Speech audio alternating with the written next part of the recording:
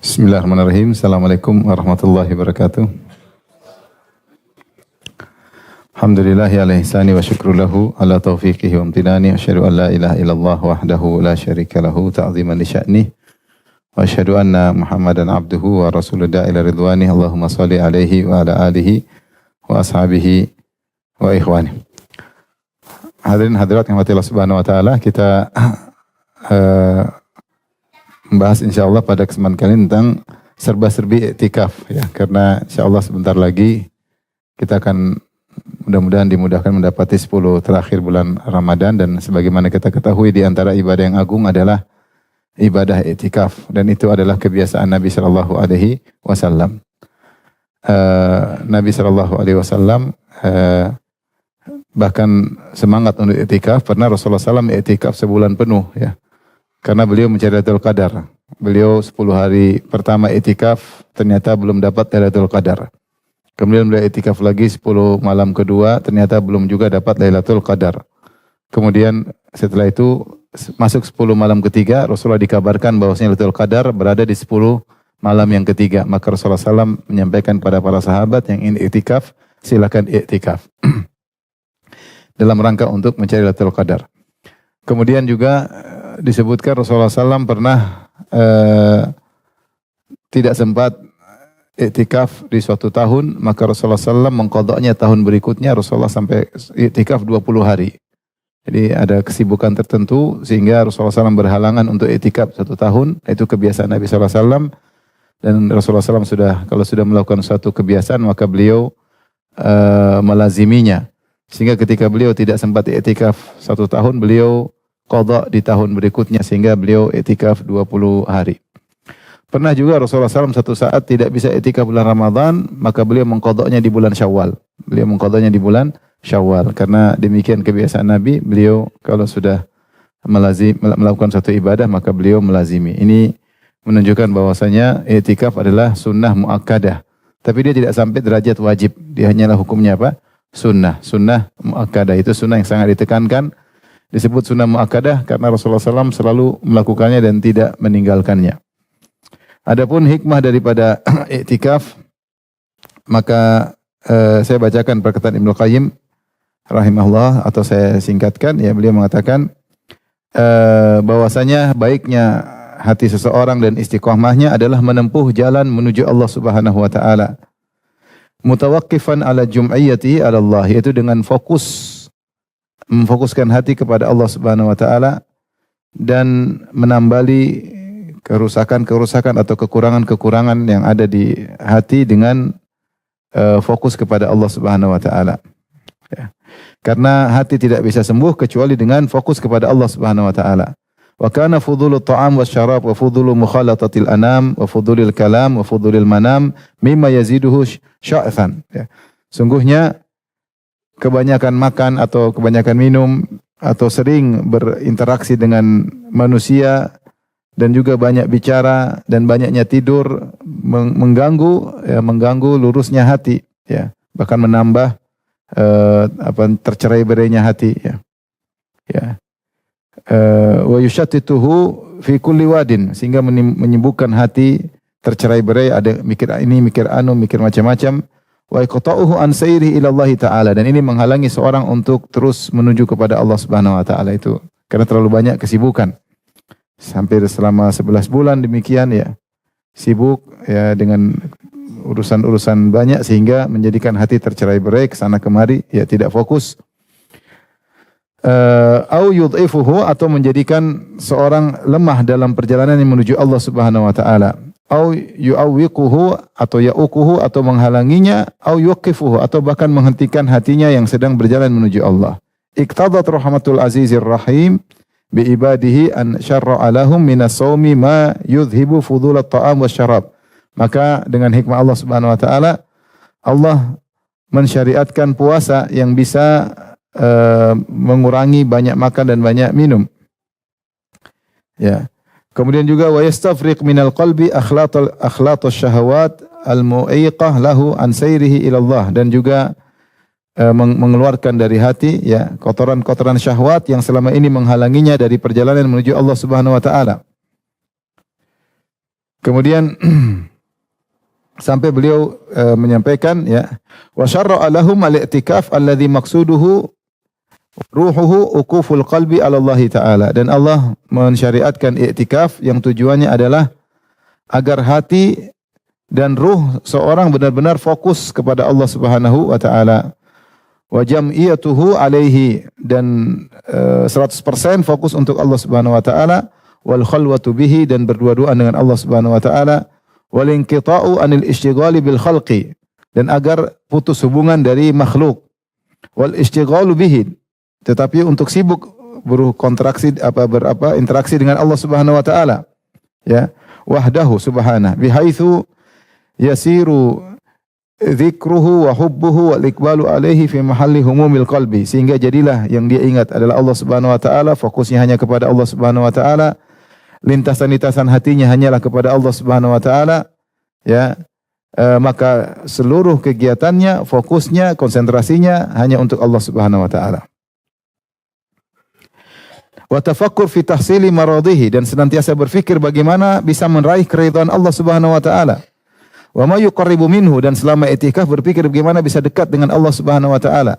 Fayasiru unsuhu billahi badalan min unsihi bil khalqi, maka jadilah kebahagiaannya dengan berdua-duaan dengan Allah setelah sebelumnya dia bahagia bersama makhluk.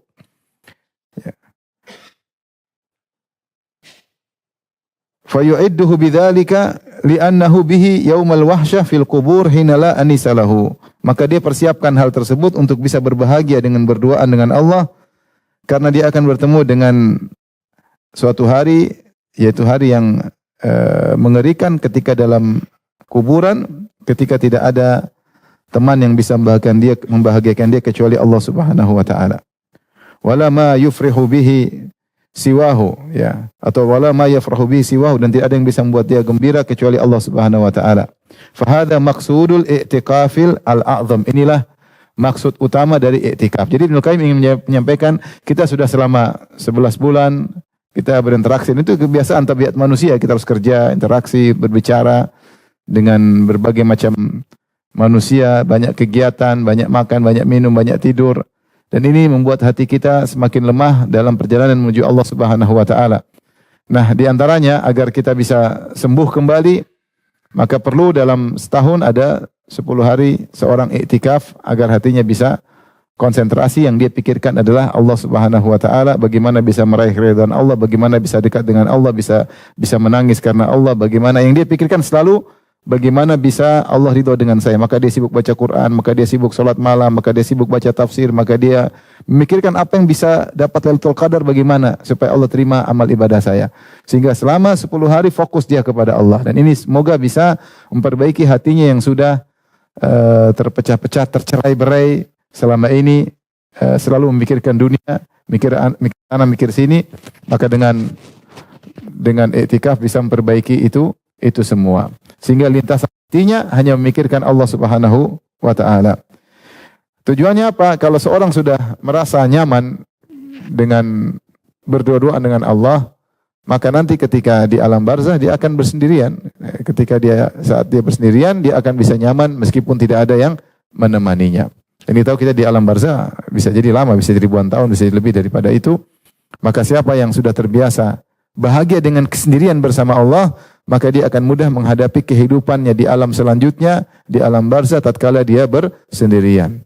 Tatkala kita tahu seorang masuk di alam barzah, maka semuanya meninggalkannya. Seperti dalam hadis, yatba'ul mayyit salas, bahwasanya mayat akan diantar oleh tiga perkara, ya, fayarji al-itsnan wa yabqa wahid, maka yang dua akan pulang, tinggal satu. 3 perkara tersebut, yang pertama adalah maluhu, hartanya, wa ahluhu, keluarganya, dan amaluhu, dan amalnya. Maka yang dua akan kembali, yaitu hartanya dan keluarganya tidak akan menemaninya dalam kuburan, tetapi amalnya yang menemani dalam kuburan.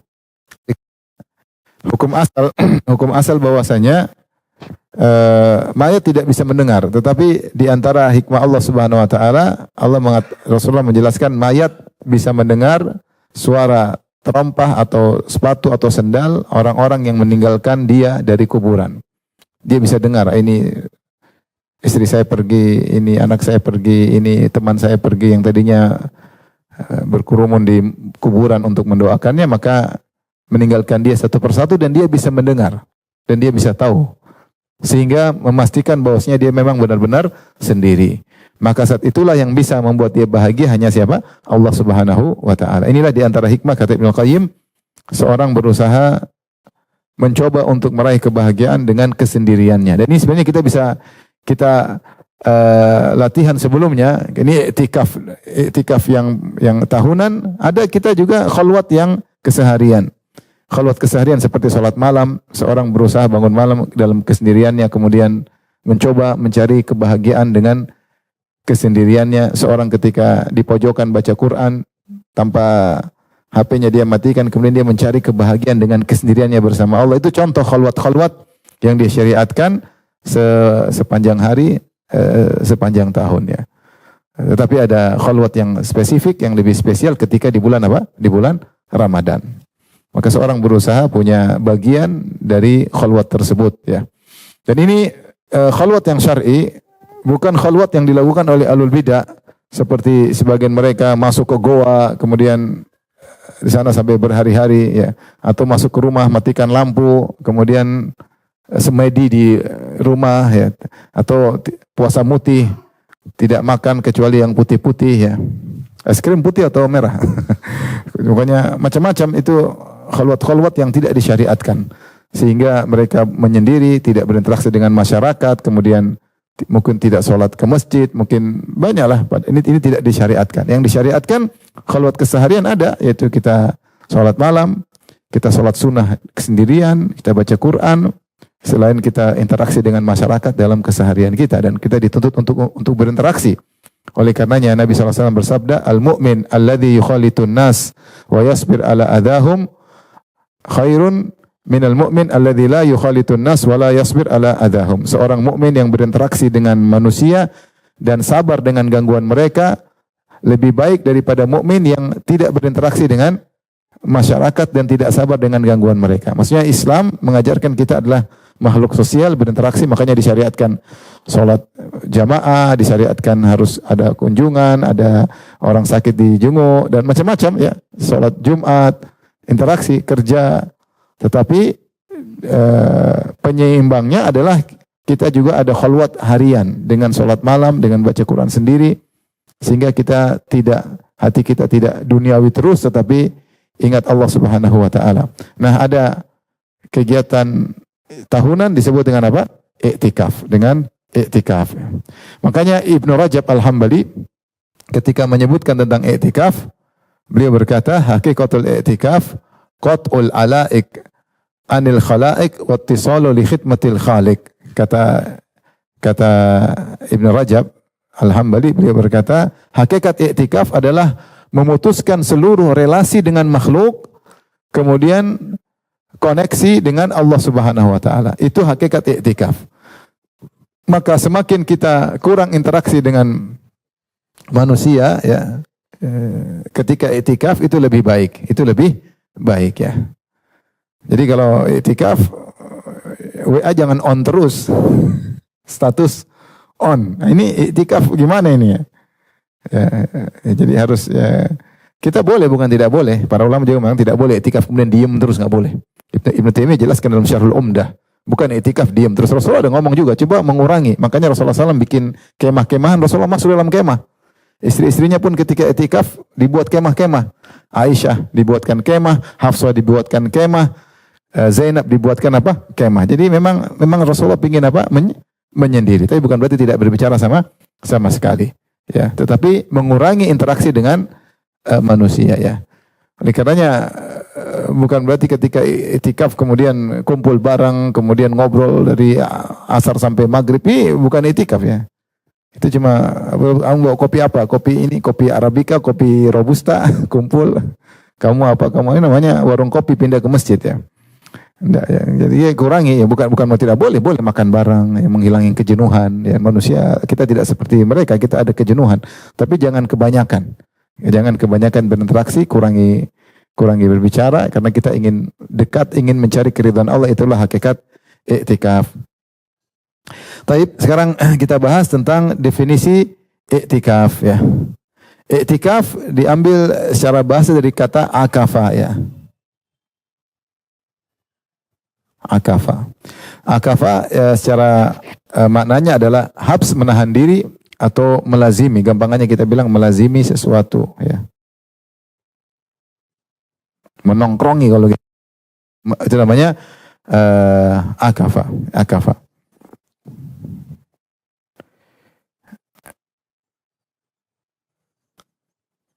Dan adapun secara istilah yaitu seorang melazimi masjid, secara istilah intinya melazimi masjid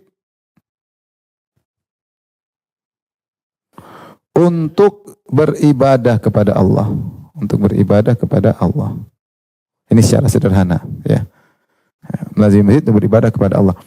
Di sini kata Ibnu Taimiyah dalam Syarhul Umdah, dia mengatakan, sebagian ulama mengatakan melazimi masjid untuk menjalankan ketaatan, untuk menjalankan ketaatan.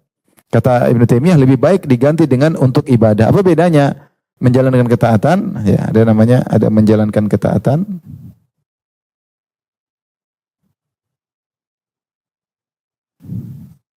Kata Ibnu Taimiyah yang lebih baik adalah untuk beribadah. Kenapa? Kalau menjalankan ketaatan kesannya bahwasanya kita etikaf untuk sesuatu yang diperintahkan seperti baca Quran, salat. Tapi kalau untuk beribadah lebih umum, ini lebih umum, lebih umum. Kenapa? Karena ada perkara-perkara yang asalnya bukan ibadah mahdhah, itu bukan salat, bukan puasa, bukan zikir, tapi jadi bernilai ibadah karena kita niatkan karena Allah Subhanahu wa taala. Lebih umum, yaitu perkara-perkara lebih umum, mencakup perkara-perkara mubah yang diniatkan karena Allah, maka jadi ibadah.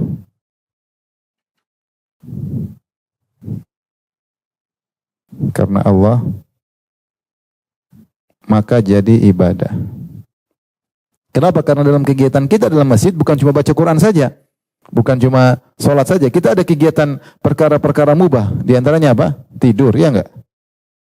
Tidur ini jadi ibadah kalau itikaf. Argo pahala jalan. Tidur ya. Tapi jangan kelamaan tidurnya.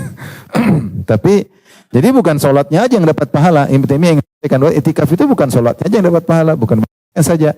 Tetapi seluruh perkara ibadah dapat pahala. Di antaranya perkara-perkara mubah yang karena Allah. Tidur, kemudian misalnya mungkin makan dan minum, ya. Makan dan minum. Dalam itikaf kita pasti ada makan dan minum. Ini semua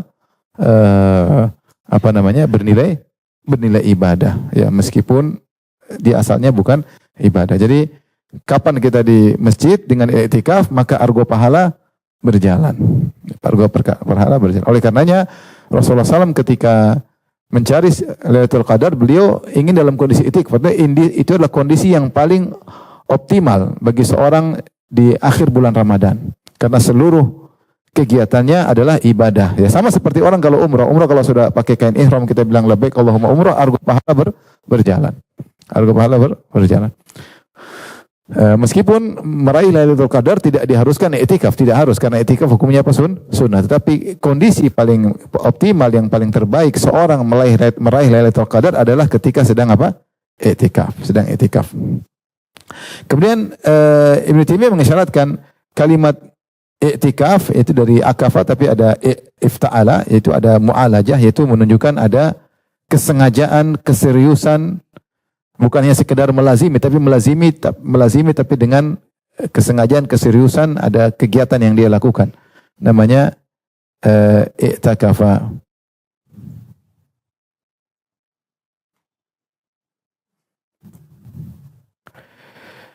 Oleh karenanya yang i'tikaf banyak, kata Ibnu Taimiyah rahimahullah ta'ala, melazimi karena mencintai sesuatu banyak. Ada orang melazimi sesuatu karena syirik, ya, seperti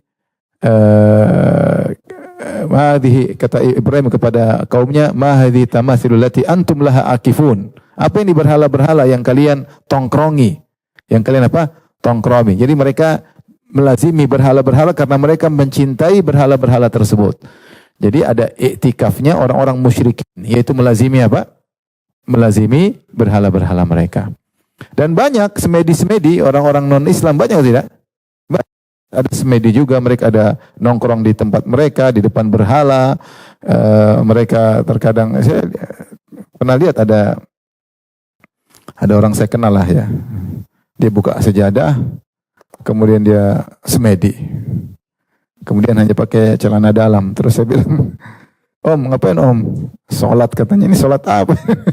Jadi dia iktikaf di kamar lama, itu iktikaf juga. Jadi melazimi sesuatu, cuma itu tidak syar'i. Tidak syar'i. Kemudian juga Ali bin Abi Thalib kalau tidak salah pernah menegur orang yang sedang main syatranj, itu semacam catur, mungkin tidak sama seperti catur sekarang.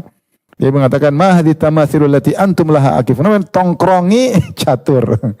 Karena dia cinta sehingga dia tongkrongi, ya enggak? Ini tongkrongi tapi tidak syar'i.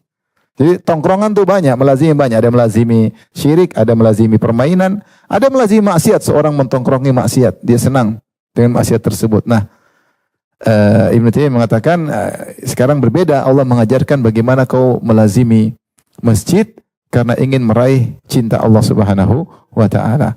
Oleh karenanya i'tikaf disebut juga dengan al-mujawarah atau al-jiwar. Al-jiwar itu kalau bahasa sederhananya bertetangga. Kenapa? Karena seorang ketika dia beriktikaf dekat dengan Allah Subhanahu wa taala, dia sedang dekat dengan Allah sehingga dia dikatakan bertetangga dengan Allah Subhanahu wa taala. Tapi ini secara sederhana tentang definisi i'tikaf. Baik. Bahasan berikutnya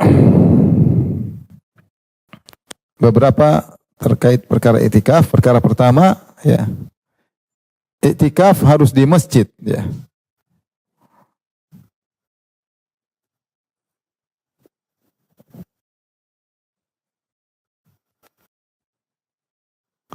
I'tikaf harus di masjid. Allah berfirman dalam Al-Quran, وَلَا تُبَاشِرُهُنَّ وَأَنْتُمْ عَاكِفُونَ فِي الْمَسَاجِدِ. Ya. Kata Allah Subhanahu wa taala, وَلَا تُبَاشِرُهُنَّ وَأَنْتُمْ عَاكِفُونَ فِي الْمَسَاجِدِ. Janganlah kalian mencumbui para wanita, jangan mencumbi para wanita sementara kalian sedang iktikaf di masjid-masjid, di masjid-masjid. Ada khilaf di kalangan para ulama, apa yang dimaksud di masjid sini. Sebagian salaf ada yang mengatakan iktikaf hanya boleh di 3 masjid, yaitu Masjid Nabawi, itu masjid para nabi, yaitu Masjidil Haram, kemudian Masjidil Aqsa, kemudian Masjid Nabawi. Selain dari 3 masjid tersebut tidak boleh iktikaf. Ini pendapat sebagian salaf, namun diselisih oleh banyak ulama. Jumhur ulama berpendapat bahwasanya iktikaf boleh pada setiap masjid karena Allah menggunakan isim jamak. Janganlah kalian menggauli para wanita sementara kalian sedang iktikaf di masjid-masjid. Maka ini memberikan faedah umum, mencakup seluruh masjid. Mencakup seluruh masjid. Kapan dikatakan masjid, maka dibolehkan. Kemudian para ulama yang mengatakan seluruh masjid boleh dijadikan tempat iktikaf juga khilaf. Apakah masjid tersebut disyaratkan harus ada sholat Jumatnya, atau boleh masjid manapun yang tidak ada sholat Jumatnya. Maka ini masjid pun ada, ya. Ada yang mengatakan harus yang ada sholat Jumatnya. Kenapa? Supaya orang yang iktikaf tidak keluar. Kalau masjidnya tidak ada Jumatan, dia akan pergi ke masjid lain. Jadi harus yang ada sholat Jumatnya. Pendapat yang kedua mengatakan tidak harus yang ada sholat Jumatnya. Kalaupun dia keluar, maka keluar yang diperbolehkan. Karena dia keluar, karena memang orang mu'takif boleh keluar kalau ada perkara yang penting. Nanti akan kita bahas. Di antaranya keluar untuk sholat Jumat. Tetapi mereka bilang cuma datang sekedar, misalnya sholat 4 rakaat sebelum Jumatan, sholat menunggu imam, kemudian sholat Jumat, kemudian balik. Tidak boleh nongkrong di masjid yang berikutnya tersebut. Dia harus kembali kepada masjid tempat iktikafnya. Kemudian ada lagi yang mensyaratkan tidak harus ada sholat Jumat, tapi harus masjid yang aktif. Jangan masjid yang tidak ada kegiatan, tidak ada azan, tidak ada iqamat, saya ini masjid sana kosong tuh. Saya ingin bersendirian di sana. Ingin iktikaf di masjid yang kosong. Bahkan ini tidak benar, sebagian ulama mensyaratkan harus masjid tersebut aktif. Maksudnya ada azannya, ada iqamatnya, ada sholat 5 waktunya, maka itu boleh apa? Iktikaf. Bukan masjid yang mahjur, masjid yang ditinggalkan. Karena saya pernah lihat masjid dibangun, mungkin ada yang kasih dana dibangun tapi kosong. Penghuni tidak ada di situ, ya, sehingga masjidnya jadi tidak terurus, tidak terawat, sehingga kosong ya. Seperti saya juga pernah waktu di suatu daerah pergi ke suatu masjid kotor, ya. Jadi penghuninya nggak ada yang pakai sholat situ ya, nggak ada yang memandangkan azan ya, sampai banyak kotoran-kotoran cicak di masjid tersebut. Yang masjid seperti ini sebenarnya mengatakan tidak boleh dijadikan tempat apa? Iktikaf, karena tidak terjalankan fungsinya sebagai masjid. Alhamdulillah kita rata-rata masjid aktif ya, aktif sholat 5 waktu, ada adzannya. Maka masjid seperti ini pendapat yang lebih kuat, selama aktif maka boleh untuk apa? Iktikaf. Boleh untuk iktikaf. Dari situ Syekh Utsaimin mengatakan masjid yang misalnya ada di kantor-kantor yang cuma sholat 2 waktu, sholat 3 waktu, maka jangan digunakan untuk apa? Iktikaf. Karena biasanya itu juga bukan masjid umum, tapi hanyalah masjid milik swasta dan tidak diaktifkan 5 waktu. Maka tidak boleh digunakan untuk iktikaf. Wallahu a'lam bishawab. Taib. Termasuk wanita pun kalau iktikaf harus di masjid. Tidak boleh di masjid rumahnya, artinya musola rumah. Jadi karena musola rumah, karena di antara kebiasaan salaf, mereka kalau punya rumah, mereka buat tempat khusus untuk ibadah. Mereka buat khusus tempat ibadah itu, sampai Imam Bukhari membuat bab tentang masjid-masjid di rumah. Maksudnya musola di rumah. Kalau kita bisa punya tempat khusus untuk ibadah di rumah, taruh misalnya sajadah di situ, kemudian kita sholat di situ, kemudian taruh buku di situ, sehingga tempat itu memang aktif untuk kita kalau sholat di situ. Istri kita sholat di situ, anak kita kalau pas lagi di rumah sholat di situ, maka itu sudah ada sejak zaman salaf. Nah, apakah wanita boleh iktikaf di musola rumahnya? Sebagian ulama kalau tidak salah mazhab Hanafiyah mengatakan boleh, karena disebut juga dengan masjid rumah, masjidul buyut secara bahasa. Namun yang benar tidak boleh.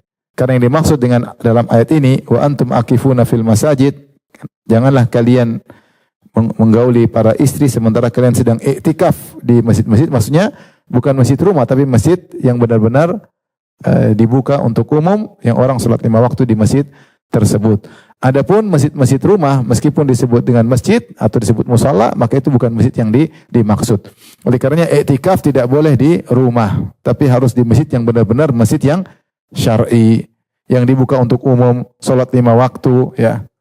Ya, maka tidak boleh wanita kumpul di rumah, kemudian bikin acara iktikaf di rumah ya, dengan alasan misalnya karpetnya wakaf ya. Nanti kalau karpet wakaf boleh untuk iktikaf, semua orang nanti bikin rumahnya tempat apa? Iktikaf ya. Jelas masjid jelas ya, para sahabat dulu ke masjid ketika sedang iktikaf. Tapi ini terkait dengan harus di masjid. Kemudian berikutnya, bagian mana dari masjid boleh iktikaf ya? Bagian yang masjid,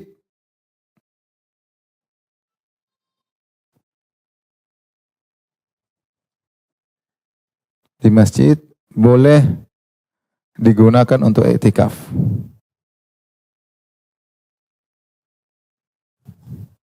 Jawabannya semua yang merupakan bagian masjid. Semua jawabannya, semua areal yang areal masjid, semua areal masjid. Maka mencakup tentunya yang pertama adalah tempat sholat. Ini yang paling utama. Rasulullah SAW beliau tempat iktikafnya di masjid ya, di masjid. Makanya kalau kita lihat di Raudhah ada namanya Ustuwanah As-Sarir kalau tidak salah, yaitu tiang tempat tidur. Ini tempat tidur Nabi ketika iktikaf di situ. Rasulullah SAW posisinya di dalam masjid. Jadi Rasulullah mengambil tempat khusus.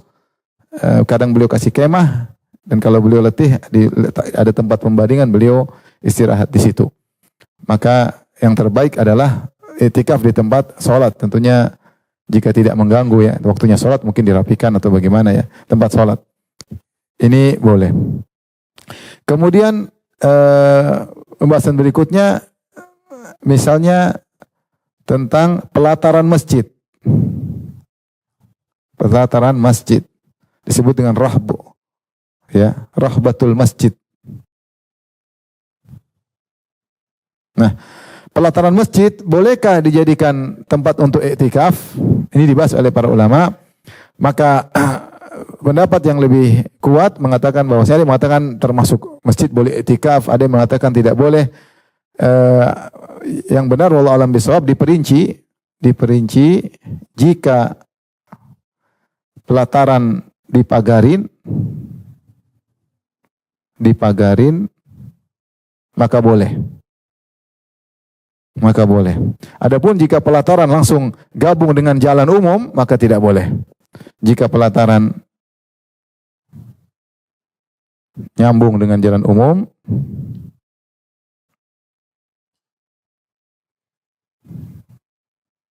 maka tidak boleh. Maka tidak boleh. Paham? Maka tidak boleh. Kalau Masjid Nabawi pelatarannya dipagarin enggak? Dipagarin. Maka boleh i'tikaf di situ. Semua masuk masjid. Kalau pelataran Masjidil Haram tidak dipagarin ya. Pagarnya langsung hotel. Tapi ininya ada khilaf. Ada yang mengatakan masuk, ada yang tidak masuk. Yang pendapat tengah mengatakan jika pelatarannya dipagarin maka boleh i'tikaf di situ ya. I'tikaf di situ. Apalagi dibangun untuk tempat sholat. Sebagian pelataran Masjidil Haram nyambung langsung ke jalan umum ya. Ya, tapi kalau Masjid Nabawi jelas pelatarannya itu boleh untuk i'tikaf karena dia bagian dari masjid. Tapi di antaranya perpustakaan masjid.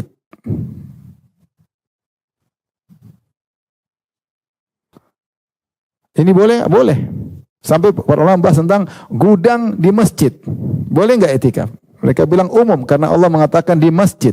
Ini gudang masuk areal apa? Masjid dan dibangun untuk kemaslahatan masjid, maka boleh i'tikaf di gudang. Ini dibahas oleh para fuqaha. Baik, pembahasan berikutnya menara masjid. Boleh enggak i'tikaf di menara? Hah? Boleh. Kalau mau ya. Mereka bilang, lihat menaranya di mana? Menara dalam pelataran atau di luar pelataran dilihat. Itu dibahas. Kalau menara dalam pelataran, oke, semua sepakat boleh. Karena dia bagian dari apa? Masjid dan dibangun untuk masjid. Kemudian kalau pelatarannya di menara pelataran tapi pintunya di luar, jadi kalau mau masuk menara harus keluar dulu, ini khilaf. Mereka bilang yang boleh hanya muadzin. Kalau muadzin mengiktikaf di atas boleh. Karena dia keluar ada keperluan. Adapun selain muadzin tidak boleh karena harus keluar masjid. Tapi kalau menaranya dalam areal masjid maka boleh i'tikaf. Maksudnya i'tikaf luas tidak maksudnya di mana aja boleh. Yang penting dalam areal apa? Masjid. Nah, sekarang saya tanya sama antum. Kalau antum ke Mekah, terus antum hotelnya di Zamzam atau hotelnya di misalnya di Intercon atau apa ya? Sebelahnya itu apa? Sofa.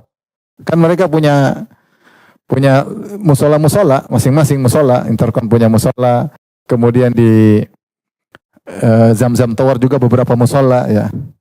Ada musola bareng-bareng, ada musola yang pribadi ya. Masing-masing ada hotel seperti apa yang Zamzam Tower tuh? Fairmont punya musola sendiri. Kalau Pullman, Movenpick dan macam-macam gabung jadi satu musola sendiri. Nanti ada lagi apa punya musola sendiri, banyak musola. Bahkan yang lebih keren yang sewa kamar besar dia sendiri. Karena langsung apa? Langsung ke masjid. Langsung lihat jamaah. Benar atau tidak? Ya, kemana ada jamaah seperti itu. Dia sewa upgrade, dia buka kamar di salah satu hotel, kemudian langsung itlal, langsung melihat jamaah ya. Ini seperti ini bagaimana? Apakah ini boleh i'tikaf di situ? Boleh iktikaf situ enggak? Bukan, karena itu bukan masjid. Itu bukan masjid. Itu sebenarnya hanyalah luberan dari Masjidil Haram yang difasilitasi. Dia sama seperti di mall. Orang kan kalau luber kemana? Ke mall. Cuma itu difasilitasi. Maksudnya jangan kita bilang paket iktikaf. Ternyata iktikafnya di di mall apa di masjid hotel. Enggak. Jadi itu ibadah tentu mulia karena yang itu nyambung. Kalau pahala 100.000 kali lipat, selama jamaah masih nyambung, masih saling melihat, maka tetap dapat 100.000 kali lipat. Apakah di mall, apakah di musola hotel, apakah di masjid hotel, tetapi bukan lokasi untuk apa? Iktikaf.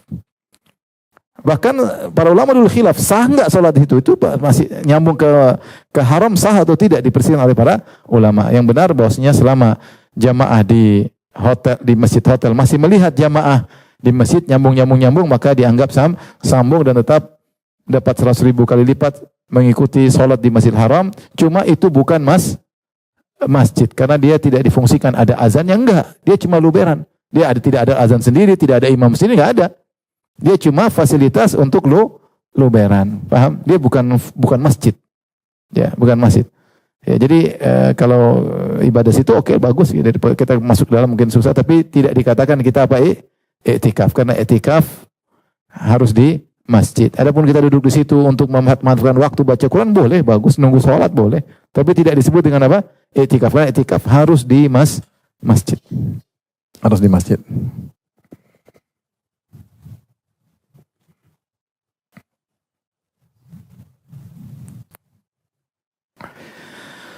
Baik.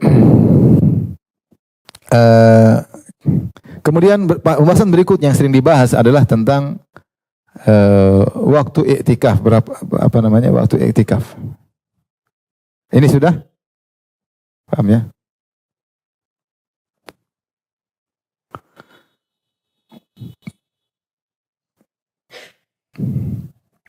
Batasan minimal iktikaf. Sebelumnya ada khilaf apakah orang iktikaf harus puasa atau tidak. Maka yang benar tidak harus berpuasa. Tentu iktikaf yang paling sempurna dalam kondisi berpuasa. Ya. Siang dia berpuasa, malam dia iktikaf, ini yang paling sempurna. Tapi yang benar tidak harus puasa. Ya. Wa tahhir baiti lit-ta'ifina wal 'aqifina war ruk'is sujud. Allah mengatakan, wahai Ibrahim dan Ismail, bersihkanlah Ka'bah atau Masjidil Haram lit-ta'ifin, untuk orang-orang yang tawaf, wal 'akifin, dan untuk orang-orang yang i'tikaf, war ruk'is sujud, dan untuk orang-orang yang ruku' dan sujud, orang salat. Sehingga i'tikaf ibadah tersendiri. Tidak disyaratkan harus disertai dengan apa? Puasa. Meskipun kondisi yang paling terbaik adalah orang i'tikaf sambil berpuasa. Tetapi i'tikaf tidak disyaratkan puasa menurut pendapat yang lebih kuat. Tapi batasan minimal i'tikaf, maka datang dalam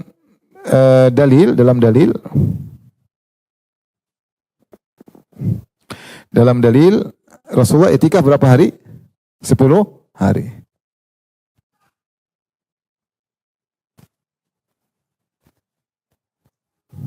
Baik. Ini dalil pertama. Dalil kedua, Umar pernah bernazar, dia mengatakan, Rasulullah, kuntu nadartu fil jahiliyah an a'takifa lailatan fil Masjidil Haram. Kata Umar, ya Rasulullah, saya pernah bernazar ketika masih musyrik untuk iktikaf di Masjidil Haram selama semalam. Umar ketika musyrik pernah nazar iktikaf semalam di Masjidil Haram.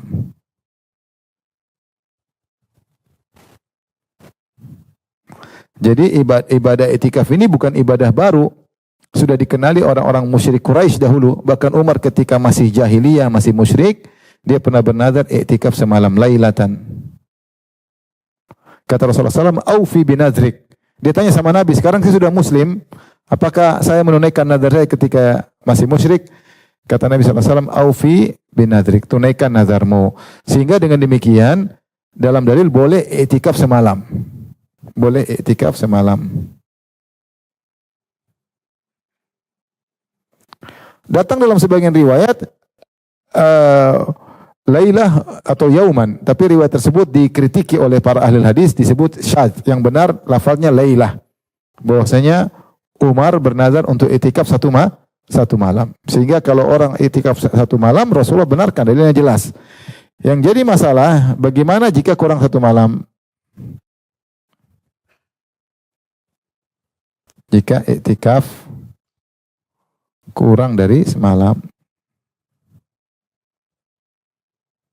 Kalau kita perhatikan, tidak ada dalil secara syar'i yang Rasulullah bilang itikaf harus begini sampai sekian, 3 jam, 5 jam, 7 jam.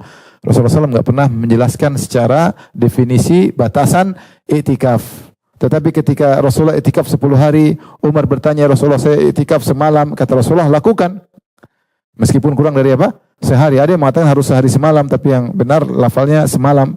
Rasulullah membenarkan. Nah, bagaimana? Tidak ada sahabat yang tanya, Rasulullah, bagaimana kalau cuma 3 jam? Bagaimana kalau cuma setengah hari? Bagaimana kalau cuma subuh sampai duha? Ini tidak pernah ditanyakan kepada Nabi SAW. Dan Nabi tidak pernah juga memberi batasan bahwasanya etikaf harus sekian. Oleh karenanya, para ulama khilaf batas minimal etikaf berapa. Jumhur ulama berpendapat selama dikatakan melazimi, maka itu disebut apa? Etikaf. Ketika kaidah mengatakan jika tidak ada hakikat syar'iyah, definisi secara syar'i maksudnya pakai dalil, maka kembali ke definisi urf atau bahasa ya, atau bahasa. Ini sama seperti pembahasan tentang safar. Apa batasan safar? Apakah Rasulullah pernah menyampaikan safar harus sekian? Kalau tidak ada, kita kembali kepada urf atau kepada bahasa. Intinya karena tidak ada definisi atau batasan iktikaf, artinya Rasulullah tidak pernah bilang iktikaf harus 1 hari, 10 hari, berapa hari, tidak pernah. Maka pendapat yang benar kita kembalikan kepada urf atau bahasa, yang keduanya memaknanya kepada melazimi. Melazimi itu dalam waktu tertentu, waktu yang bisa dikatakan melazimi. Secara bahasa, secara urf. Jadi kalau orang nongkrong di masjid 2 jam, 3 jam, apakah dikatakan itikaf? Secara bahasa, iya. Ketika Ali bin Abi Thalib lihat orang main catur, dia bilang, "Ma hadhihi tamathil lati antum laha akifun." Apa ini patung-patung kuda, raja, perdana menteri, ya. Apalagi macam-macam ya. Benteng ya. Kenapa engkau iktikaf? Berarti secara bahasa iktikaf itu menongkrongi, melazimi. Orang main catur berapa jam sih? Ya 1 jam, 2 jam, oke lah. Kalau bahlul 5 jam. Tapi maksud saya, jadi selama seorang masuk masjid dengan niat iktikaf 2 jam, 3 jam, tetap dikatakan iktikaf. Mudah-mudahan dapat pahala. Ini secara menurut jumhur ulama, dapat dipilih oleh banyak ulama mazhab Syafi'i, mazhab Hambali. Mereka mengatakan yang penting masuk niat apa? Iktikaf. Niat masuk iktikaf. Nanti kalau dia keluar ya batal. Nanti masuk lagi niat baru, iktikaf baru. Iktikaf baru. Seperti itu. Ya, iktikaf baru. Seperti di Madinah, yang itikaf harus di atas lantai 2. Lantai 1 nggak boleh itikaf, dilarang. Tapi dikasih fasilitas lantai 2, ya harus daftar, nanti disediakan makanan lengkap. Cuma kan susah mau daftar. Biasanya orang-orang yang mukimin sana yang bisa apa? Daftar. Orang di luar susah. Nah, kita yang datang, kita paling itikaf, ngalong itikafnya. Mungkin masuk dari asar sampai menjelang subuh. Ya sudah niat itikaf, nanti habis subuh batal, asar niat lagi masuk itikaf. Tapi itikafnya sudah sah. Meskipun tidak sempurna ya, tidak sempurna. Makanya kalau kita pun misalnya di Mekah kita tidak itikaf, ya kapan kita masuk masjid, apalagi kita waktu yang lama, misalnya kita bertahan dari zuhur sampai asar, niatkan itikaf. Niatkan apa? Itikaf. Atau dari asar sampai maghrib, niatkan itikaf. Atau isya sampai malam, sampai sholat malam, niatkan itikaf. Ya, itikaf. Jadi berpahala, ya, berpahala. Ini pendapat mayoritas ulama. Wallahu taala alam bisawab.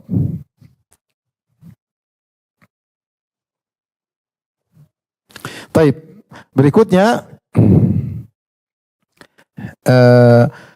Kapan mulai masuk iktikaf?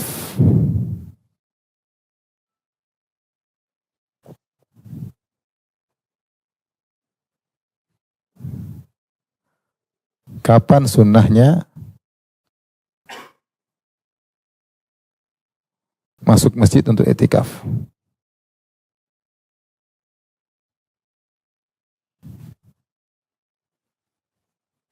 Dan kapan sunnahnya keluar?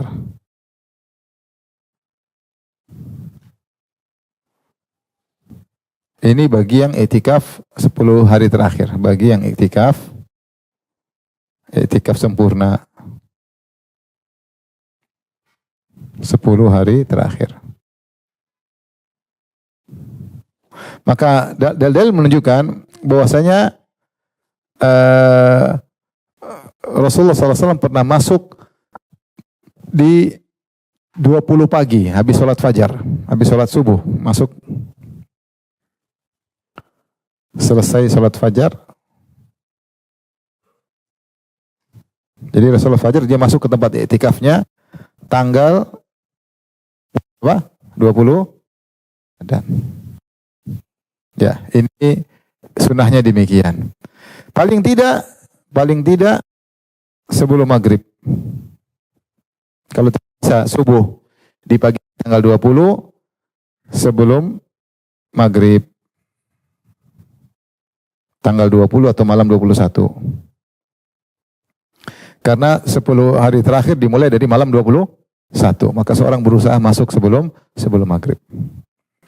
Kemudian keluar tidak keluar sampai sholat id, keluar menuju sholat id.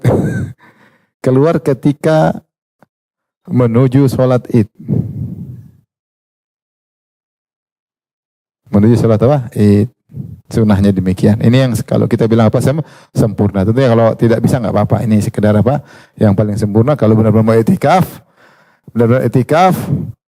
masuk ke masjid di subuh pagi tanggal 20 atau sebelum maghrib, tidak keluar-keluar kecuali apa? Salat Id. Ya, keluar-keluar kecuali salat Id. Semua koneksi dunia dimatikan ya. Semua grup left. Semua ya. Kalau bisa pakai HP jadul. Penting telepon, yang lain semua tutup buku semuanya ya. Ya kalau memang benar-benar mau iktikaf, dan itu pasti punya dampak yang luar biasa. Kalau orang benar iktikaf dengan iktikaf yang serius, siapa di antara kita bisa iktikaf seperti itu ya? Ya harusnya bisa, kalau di Indonesia insya Allah lebih mudah ya. Taib, ini terkait dengan masuk keluarnya iktikaf. Berikutnya, di antara hal yang membatalkan iktikaf. Ini sudah? Nanti kita mungkin lebih jelas pas jawab ya.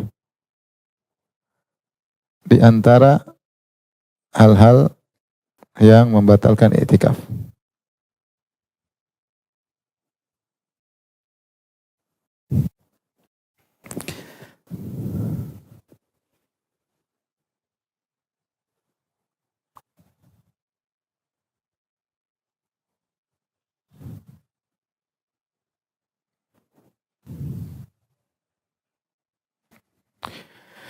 Yang pertama adalah berhubungan dengan istri ya. Berhubungan intim, jima. Allah tadi mengatakan, wala tubashiruhunna wa antum aqifuna fil masajid. Janganlah kalian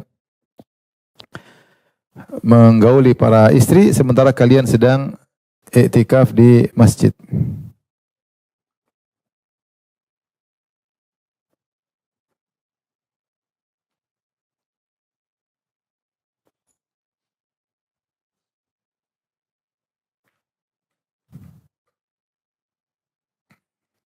Surat Al-Baqarah ayat 187 ya. 187 ya. Allah mengatakan janganlah kalian ketika iktikaf kalian menggauli istri kalian, ya tidak boleh. Pulang ke rumah menggauli istri maka batal ya. Sementara kalian sedang iktikaf di masjid. Karena seorang iktikaf dia boleh balik ke rumah kalau ada keperluan mendesak, nanti kan kita bahas. Berhubungan istri ini jima maksudnya ya. Jima. Maka ini batal ya. Ada khilaf apakah harus bayar kafarah atau tidak. Ada khilaf dengan para ulama, tapi intinya itikafnya batal. Ya, dia niatkan itikaf jadi batal. Kalau gitu gimana? Dia harus ulangi lagi niat, ulang. Yang kedua, bercumbu. Bercumbu tidak sampai jima, tapi ejakulasi. Orang yang sedang itikaf dilarang bercumbu, dilarang bercumbu. Lagi pulang itikaf, sayang kangen habis, itu nggak boleh. Meskipun cium-cium nggak boleh, meskipun tidak juga dilarang. Tapi kalau sampai keluar, batal. Sekedar bercumbu dilarang. Datang, assalamualaikum, dekat-dekat, lagi itikaf. Itikaf. Sampai Ibnu Taimiyah menyebutkan pendapat bahwasanya orang itikaf tidak boleh pakai parfum. Karena parfum itu menimbulkan syahwat, gejolak. Kalau mau itikaf jangan pakai parfum. Jadi karena bahkan sebagian salaf mengatakan dia kalau maksudnya kemana ke sholat Id tidak harus pakai baju baru. Baju yang dia pakai itikaf itu dia pakai sholat Id. Karena dia memang sedang tawadhu di hadapan Allah Subhanahu wa taala. Tidak usah beli baju baru, pakai baju yang dia itikaf itu dia pakai buat sholat Id. Dan tidak usah pakai parfum karena dia sedang iktikaf. Oleh karena kalau dia boleh pulang, dia tidak boleh bercumbu, dilarang. Tapi kalau sampai ejakulasi maka batal ya. Baik. Keluar yang ketiga, keluar dari masjid tanpa uzur. Keluar dari masjid tanpa uzur. Baik. Keluar ada dua model. Keluar.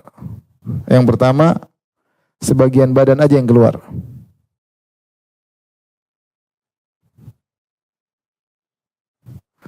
Ini tidak apa-apa. Tidak apa-apa.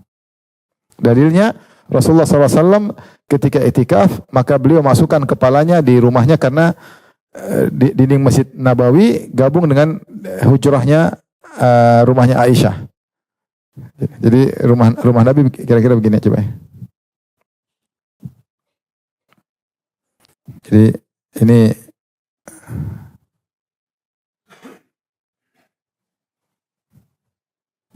kan Masjid Nabawi ya. Ini kiblat utara, selatan Mekah. Rumah Aisyah begini, kira-kira ya.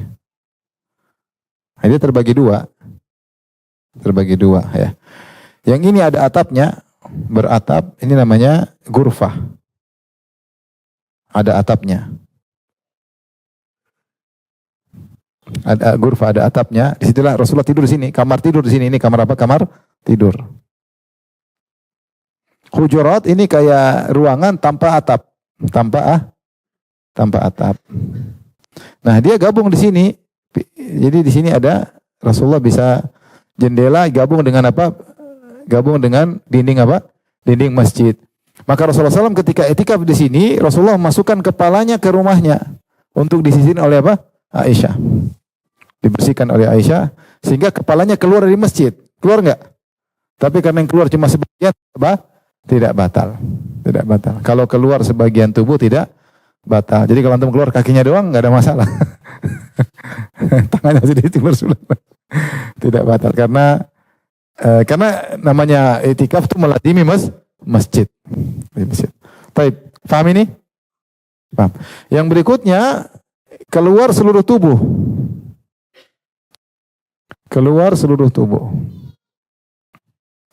Maka keluar seluruh tubuh ada beberapa model.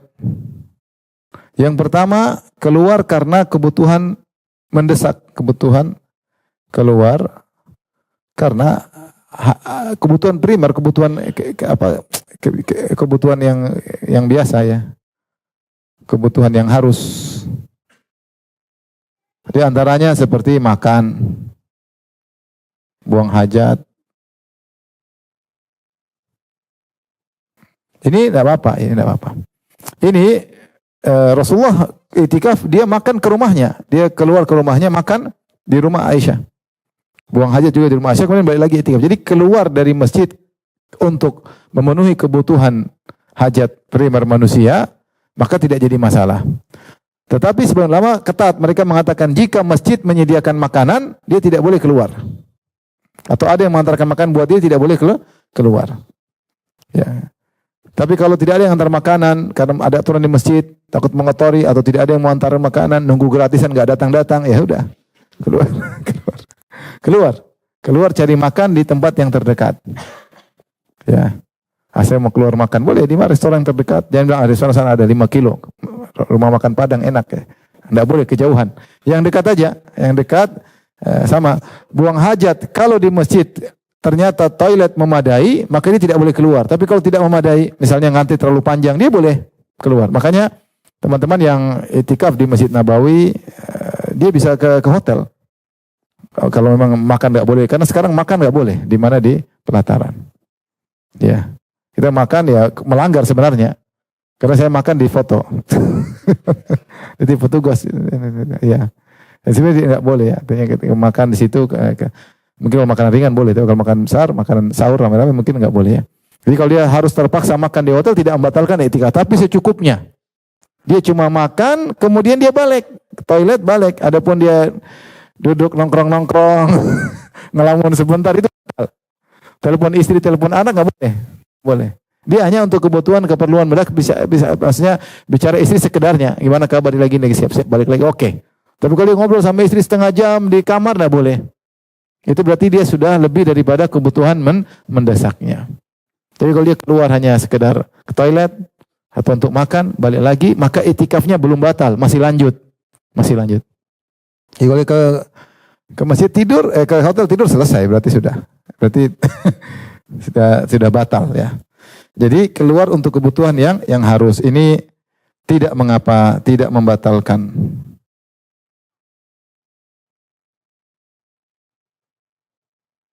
Baik. Yang kedua, keluar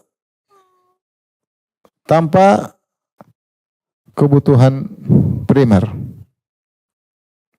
Contoh untuk jalan-jalan, lihat apa di mall, ya. Di Zam-Zam ada mall kan? Ya, turun situ jalan-jalan, lihat-lihat ini. Mana jalan-jalan, cari apa nongkrong situ, pagi-pagi nongkrong depan. Selfie. Maka ini sepakat membatalkan itikaf. Karena dia bukan kebutuhan primer keluar. Yang ketiga, ini yang ada perselisihkan, misalnya keluar untuk misalnya untuk menjenguk orang sakit. Ada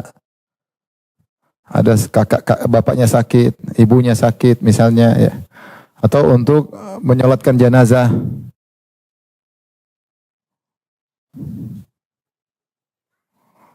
Maka ini khilaf di kalangan para ulama. Aisyah mengatakan tidak perlu. Kalaupun dia lagi pas ada makan terus mau pulang menuju itu ada orang sakit, dia cuma sekedarnya semoga cepat sembuh lanjut. Tidak lama-lama duduk di situ, tidak ngobrol di situ karena bisa menghalangi tujuan iktikafnya. Ada yang mengatakan tidak mengapa karena ini bukan perkara yang berulang-ulang ya, namanya sakit cuma satu orang, kita datang sesekali terus balik lagi, maka tidak membatalkan iktikaf ya. Adapun kalau dia dipanggil, kata para ulama, dia dipanggil bukan karena kemauannya.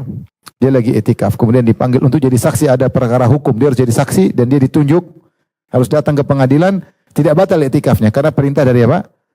Dari penguasa. Dia datang, dia balik lagi karena bukan kemauan dia.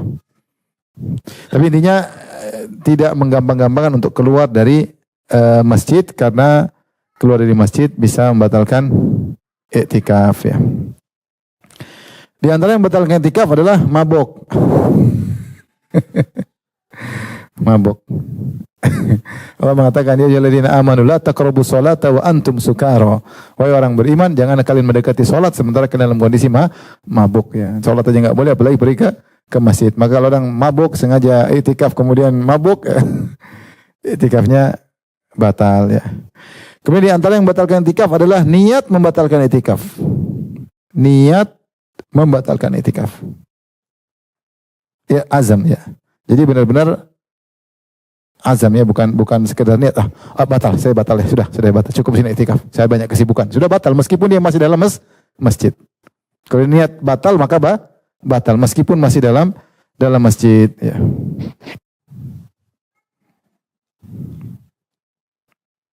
Jadi ini di antara hal-hal yang mungkin yang perlu. Kemudian adab-adab dalam iktikaf mungkin terakhir. Rasulullah SAW pernah keluar ngantar Sofia. Jadi Sofia suatu hari malam-malam datang menuju Nabi, kemudian Nabi ajak ngobrol Sofia. Setelah ajak ngobrol Sofia, Rasulullah keluar antar Sofia ke rumahnya. Ketika itu rumah Sofia masih jauh dari masjid. Belakangan rumah Sofia berada di sini ya. Ini kalau ini Masjid Nabawi itu kira-kira 40 meter kali 40 meter kira-kira ya. 40 meter kira-kira. Di sini ada istri Nabi, Sofia kalau tidak salah rumahnya sekitar sini. Di rumah Sofia, sekitar sini. Saya agak lupa tapi kira-kira di sini, itu daerah sebelah sini. Tapi waktu Rasulullah sedang itikaf, rumahnya belum di sini, rumahnya masih di Dar Usama bin Zaid, yaitu jauh dari masjid. Maka Rasulullah ketika di malam hari keluar dari masjid, pergi cukup jalan jauh, yang perlu Sofia diantar. Karena malam-malam, kemudian Rasulullah ngantar Sofia, Rasulullah balik lagi. Namun itu tidak membatalkan apa? Iktikaf, karena ini darurat. Karena wanita keluar di malam hari bahaya. Maka Rasulullah temani, letakkan istrinya, Rasulullah balik lagi. Dan itu tidak membatalkan iktikaf. Ini adalah dalil kalau ada keluar karena mendesak, maka tidak membatalkan apa? Iktikaf. Tapi intinya ada pada dalam iktikaf ya.